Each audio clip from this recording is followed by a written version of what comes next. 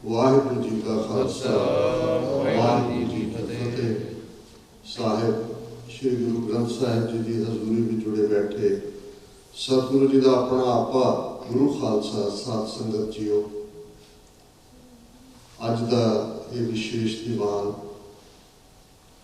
कौम नूं प्यार करने वाले पिछले 30 साल तो ज्यादा के अरसे सिर्फ ते सिर्फ इको सुपना देखने वाले किस उद्यम ते राज मिले शत्रु ते सब हो गए मित्र। एक ऐसा इंसान जो दिलों का बादशाह, जिस दे कोल विजन जिहड़ा किसी भी रेवोल्यूशनरी के लिए इंपॉर्टेंट हुंदा है, जिसका घर एक धर्मसाल वांग जिथे दर्जना बेशक रोजाना सिंह बोलते ने, प्रशादे भी गर्म छकते ने, रुकते भी ने रात, उन्होंने एयरपोर्ट्स से भी ड्रॉप किया जाता है। कुछ ऐसे ने जिहड़े महीने बधी रहिंदे ने, उत्थों रोज़गार जदों हुंदा है बरसरे रोज़गार तो फिर उत्थों जाते ने, ते आप सादे फकीरां वांग घर च भी एक खुला कछहरा बनैन इस पानी च यकीन रखते हैं। तरले आवे नानका सदे उठी जाए, जून का महीना जिथे साडे लई जून 84 के घल्लूकारे की याद दहानी है। गुरु अर्जन साहिब की शहादत नाल जुड़िया होया ये महीना, बाबा बंदा सिंह बहादुर की शहादत नाल जुड़िया होया ये महीना, ते साडे सब लई खास तौर ते डायस्पोरा सिखां दे लई, TV 84 फैमिली लई और मेरे लिए निजी तौर पे जिन्हां दा संबंध मेरे नाल कोई परछावें वाला नहीं सी, जिवें एक दो वीरां ने कहा। मैं क्या एक लंबा अरसा जदों तुसीं नाल रहिंदे हो, एक दूसरे वर्गे सुपने हुंदे ने, एक दूसरे वर्गा तुहाडा सब कुछ हुंदा है, ते फिर तुहाडी एक दूसरे दे विच परसनैलिटी ट्रांसफर हो जाती है।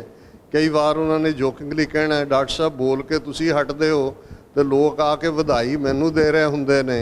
कि बहुत चंगा बोले तुसीं। और यही नहीं, एक बार असी बॉस्टन जिहड़ा एक स्टोर चों निकले, बॉस्टन यूनिवर्सिटी च असी गए सी, तो वो सारे स्टाफ वाले आ गए कि जी तुसीं ट्विन हो और किन्ना कौन किन्ना वड्डा है, तस्वीरां लैण लग गए। सो मेरे लिए तो ये लॉस इस किस्म का लॉस है कि इन्ने महीने बीतन बाद भी जे तुहाडा सब दा साथ ना हुंदा, और ये जिथे डालस उन्होंने अपने अखीरले साह ले, उत्थे भी न्यूयॉर्क भी बहुत वड्डा इकट्ठ उन्होंने याद नूं समर्पित होया। और कुछ अरसा पहला वीर मताब सिंह वो कहन लगे कि डॉक्टर साहब की याद च असीं अरदास तां करवाई है, पर जिन्नी वड्डी वो शख्सियत ने,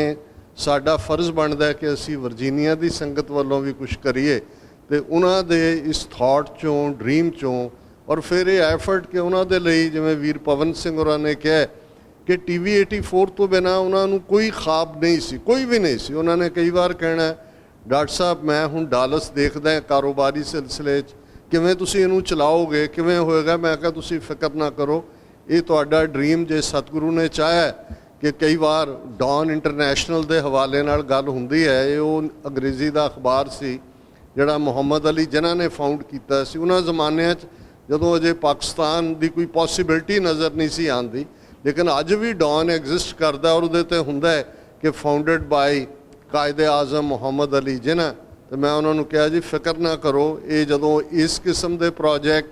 जदों शुरू किए साडे कोल की सी, एक ड्रीम सी, उस किस्म के हालात बनते चले गए, उवें दे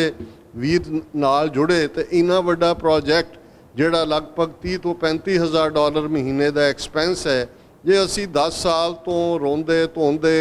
कईयां दियां गल्लां सुनदे, कईयां दे ताने सुनदे, मेहने सुनदे, जे गुरु ने इस नूं तुरदे रखिया तो ये रह गए। हो सकता है गुरु ने साडे लई एक वड्डा एक रस्ता रखा होया भी असी अपने कौमी घर खालिस्तान दा, साडे नेशन ऑफ खालिस्तान दा भी ये चैनल होएगा। सो मैं समझदा है भी जिथे अज असी तुसी सारे वीर आए हो, भैणां आईयां हो, डॉक्टर साहब नूं असी याद भी कर रहे हैं, डॉक्टर साहब दी ਸਿੰਘਣੀ ਸਾਹਿਬਾਂ, भैन जी अविनाश कौर, और अक्सर बाहर भी गल हो रही सी बाकियां दे नाल कि जिहड़े इस पासे तुरदे ने, एक जनून हुंदा है, एक इश्क हुंदा है, ਉਸ ਚੋਂ ਤੁਹਾਨੂੰ ਤਸੱਲੀ ਹੁੰਦੀ ਹੈ। ਪਰ ਜਿਹੜੀਆਂ ਜੀਵਨ ਸਾਥਣਾਂ ਨੇ, ਜਿਹੜੇ ਬੱਚੇ ਬੱਚੀਆਂ ਨੇ, ਉਹ ਬੇਸ਼ੱਕ ਪਹਿਲੀ ਸਟੇਜ 'ਤੇ ਉਹਨਾਂ ਦੀ ਇੰਟਰੋਡਕਸ਼ਨ ਵੀ ਨਾ ਹੋਏ, ਉਹਨਾਂ ਨੂੰ ਪਤਾ ਵੀ ਨਾ ਹੋਏ, ਪਰ ਜੇ ਉਹਨਾਂ ਦਾ ਸਾਥ ਨਾ ਹੋਏ, ਉਹਨਾਂ ਦਾ ਸਹਾਰਾ ਨਾ ਹੋਏ, ਤੇ ਕੋਈ ਵੀ ਬਹੁਤੀ ਦੂਰ ਫਿਰ ਚੱਲ ਨਹੀਂ ਸਕਦਾ। ਜਿਵੇਂ ਭੈਣ ਜੀ ਅਵਿਨਾਸ਼ ਕੌਰ ਨੇ ਇਸ ਸਾਰੇ ਪੀਰੀਅਡ 'ਚ ਸਰਵ ਕੀਤਾ ਪੰਥ ਨੂੰ, ਸੇਵਾ ਦਾ ਪੱਖ ਉਹ ਤਾਂ ਮਾਤਾ ਖੀਵੀ ਬਖਸ਼ ਗਏ ਨੇ ਸਾਡੀਆਂ ਸਿੰਘਣੀਆਂ ਨੂੰ, ਪਰ ਜਿਸ ਕਿਸਮ ਦਾ ਸੰਤੋਖ, ਸਬਰ ਔਰ ਉਹਨਾਂ ਦੀ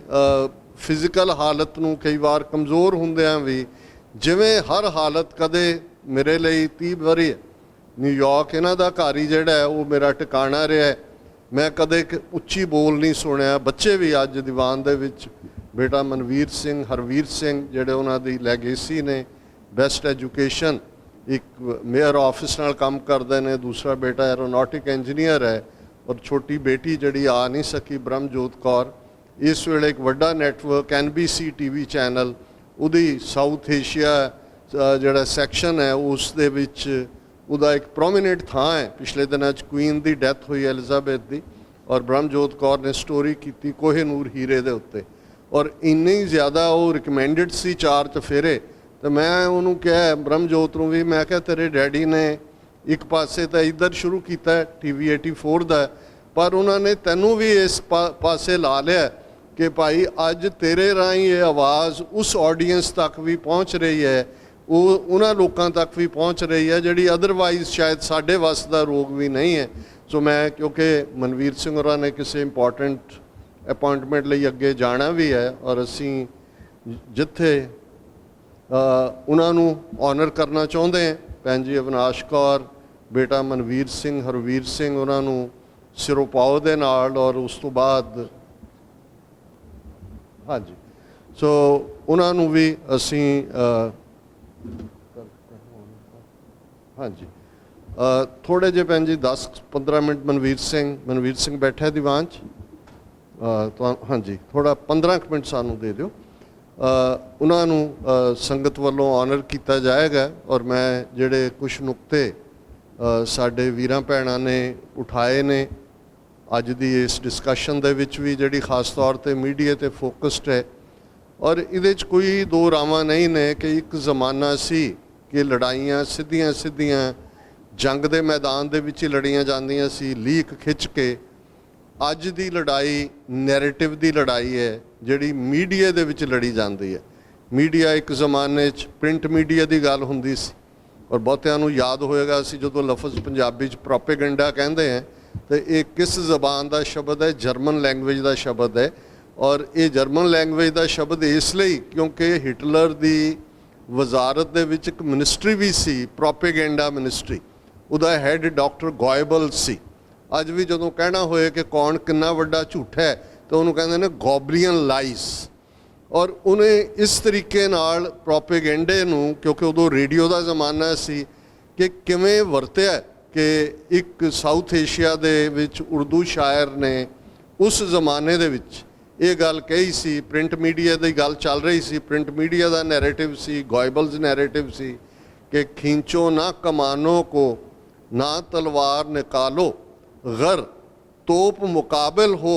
तो अखबार निकालो। ਹੁਣ ਇਹ ਅੱਜ ਤੋਂ 100 ਸਾਲ ਪਹਿਲਾਂ ਦੀ ਗੱਲ ਹੈ, ਤੇ ਹੁਣ ਅਸੀਂ ਇਹਨਾਂ 10 ਸਾਲਾਂ 'ਚ ਹੀ ਦੇਖਿਆ ਕਿ ਪ੍ਰਿੰਟ ਮੀਡੀਆ ਵੀ ਮਰ ਗਿਆ।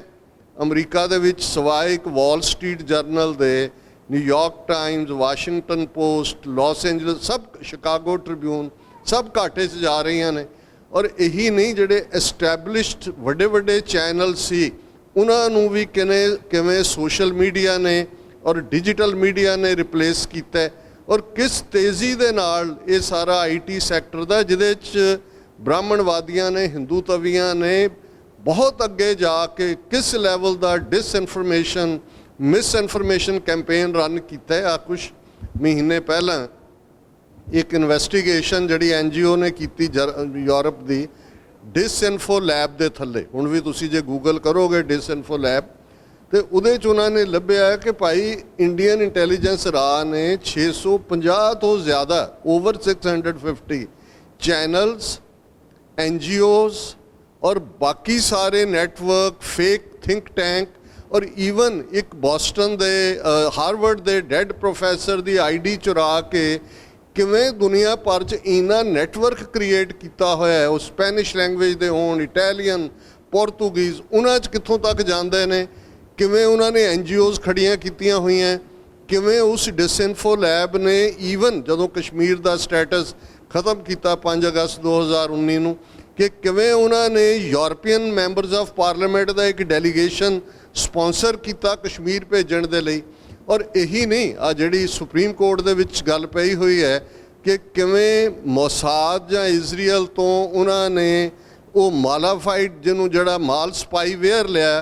ਕਿ ਜਿਹੜਾ ਤੁਹਾਡੇ ਫੋਨਾਂ 'ਚ ਵੜ ਜਾਂਦਾ ਹੈ, ਤੁਹਾਡੇ ਕੈਮਰੇ ਆਪੇ ਔਨ ਕਰ ਦਿੰਦਾ ਹੈ। ਇਹ ਸਿਰਫ ਤੇ ਸਿਰਫ ਜਿਹੜਾ ਹੈ ਉਹ ਇੰਡੀਆ ਦੇ ਕੋਲ ਇਸ ਲੈਵਲ ਦੇ ਉੱਤੇ ਉਹ ਪਹੁੰਚਾਇਆ ਗਿਆ। ਸੋ ਸਾਡਾ ਜਦੋਂ ਅਸੀਂ ਲੜ ਰਹੇ ਹਾਂ ਜਿਸ ਤਾਕਤ ਦੇ ਨਾਲ, ਉਹਦੇ ਕੋਲ ਨਾ ਰਿਸੋਰਸਿਸ ਦੀ ਕਮੀ ਹੈ, ਦੁਨੀਆ ਭਰ 'ਚ ਉਹਨਾਂ ਦਾ ਫੈਲਾਅ ਹੈ, ਉਹਨਾਂ ਦੀਆਂ ਐਮਬੈਸੀਆਂ, ਕੌਂਸਲੇਟ, ਹਾਈ ਕਮਿਸ਼ਨ, ਉਹ ਸਿੱਖਾਂ ਦੇ ਖਿਲਾਫ ਉਹਨਾਂ ਦੀ ਪੂਰੀ ਵਿਉਂਤਬੰਦੀ ਹੈ। ਲੇਕਿਨ ਇਸ ਸਭ ਦੇ ਬਾਵਜੂਦ ਜੇ ਸਾਡਾ ਵਿਸ਼ਵਾਸ ਹੈ, ਜਿਵੇਂ ਵੀਰ ਤੇਜਪਾਲ ਸਿੰਘ ਹੋਰਾਂ ਨੇ ਕਿਹਾ ਸੀ ਕਿ ਇੱਕ ਤਾਂ ਅਸੀਂ ਇਹ ਮੰਨ ਕੇ ਤੁਰਦੇ ਹਾਂ ਕਿ ਉੱਥੇ ਸੱਚੇ ਹੀ ਸੱਚ ਨਿਬੜੈ, ਚੁਣ ਵੱਖ ਕੱਢੈ ਜਜਮਾਲਿਆ, ਥਾਏ ਨਾ ਪਾਇਨ ਕੂੜਿਆਰ ਮੂੰਹ ਕਾਲੇ ਦੋਜ਼ਖ ਚਾਲਿਆ। ਅਸੀਂ ਆਪਣੇ ਗੁਰੂ ਨੂੰ ਮੂੰਹ ਦਿਖਾਣਾ,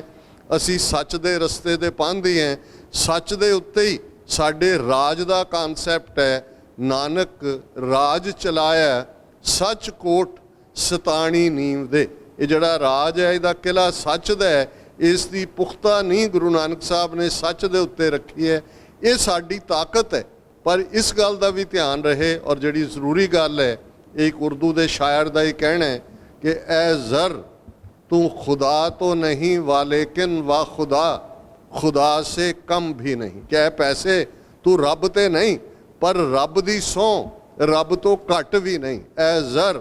तू खुदा तो नहीं वालेकिन वा खुदा से कम भी नहीं। जे तुसी परोपकार दे काम भी करने ने,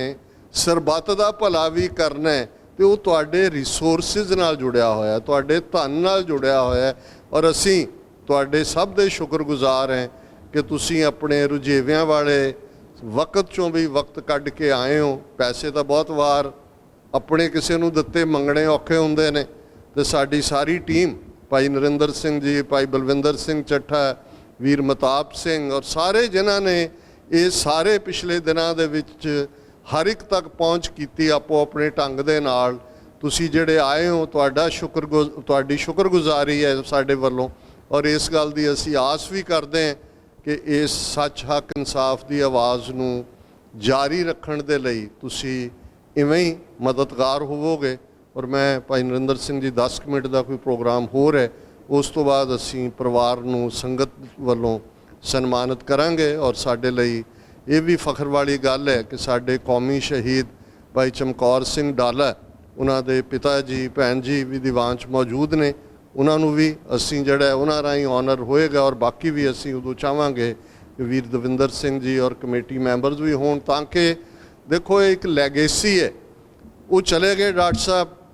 ਉਹਦੇ 'ਚ ਉਹ ਅਕਾਲ ਪੁਰਖ ਦਾ ਭਾਣਾ ਹੈ, ਜਿਸ ਠਾਕਰ ਸਿਓ ਨਾ ਹੀ ਚਾਰਾ ਤਾਂ ਕੋ ਕੀਜੈ ਸਦ ਨਮਸਕਾਰਾ। ਪਰ ਪਰਿਵਾਰਾਂ ਦੇ ਲਈ ਇਹ ਮੈਸੇਜ ਜ਼ਰੂਰ ਹੋਣਾ ਚਾਹੀਦਾ ਹੈ ਕਿ ਜੋ ਭਲਾ ਡਾਕਟਰ ਸਾਹਿਬ ਨੇ ਕੀਤਾ ਹੈ, ਭੈਣ ਜੀ ਅਵਨਾਸ਼ ਕੌਰ ਜੀ, ਬੇਟਾ ਮਨਵੀਰ ਸਿੰਘ, ਹਰਵੀਰ ਸਿੰਘ, ਅਸੀਂ ਸਾਰੇ ਕਰਜ਼ਾਈ ਹੈ। ਅਸੀਂ ਕਦੇ ਵੀ ਜਿੰਨੇ ਵੀ ਸਾਡੇ ਸਾਹ ਨੇ, ਜਿਨ੍ਹਾਂ ਨੇ ਵੀ ਉਹਨਾਂ ਦਾ ਸਾਥ ਮਾਣਿਆ, ਉਹ ਹਮੇਸ਼ਾ ਤੁਹਾਡੇ ਨਾਲ ਨੇ, ਤੁਹਾਡੀ ਜ਼ਿੰਦਗੀ ਦੇ ਹਰ ਪਲ। ਬਾਕੀ ਤਾਂ ਗੁਰੂ ਦੇ, ਜਿਸ ਗੁਰੂ ਨੇ ਇਹ ਪ੍ਰੀਖਿਆ ਪਾਈ ਹੈ, ਉਹੀ ਤੁਹਾਨੂੰ ਹਿੰਮਤ ਵੀ ਦੇਣ ਭਾਣੇ ਨੂੰ ਮੰਨਣ ਦੀ। ਪਰ ਮੈਂ ਸਟੇਜ ਭਾਈ ਨਰਿੰਦਰ ਸਿੰਘ ਜੀ ਨੂੰ ਦਿੰਦਾ ਅਗਲੀ ਅਨਾਉਂਸਮੈਂਟ ਜੋ ਵੀ ਅੱਗੋਂ ਹੈ, ਔਰ ਉਸ ਤੋਂ ਬਾਅਦ ਪਰਿਵਾਰ ਨੂੰ ਸਨਮਾਨਿਤ ਕੀਤਾ ਜਾਏਗਾ। ਵਾਹਿਗੁਰੂ ਜੀ ਕਾ ਖਾਲਸਾ, ਵਾਹਿਗੁਰੂ ਜੀ।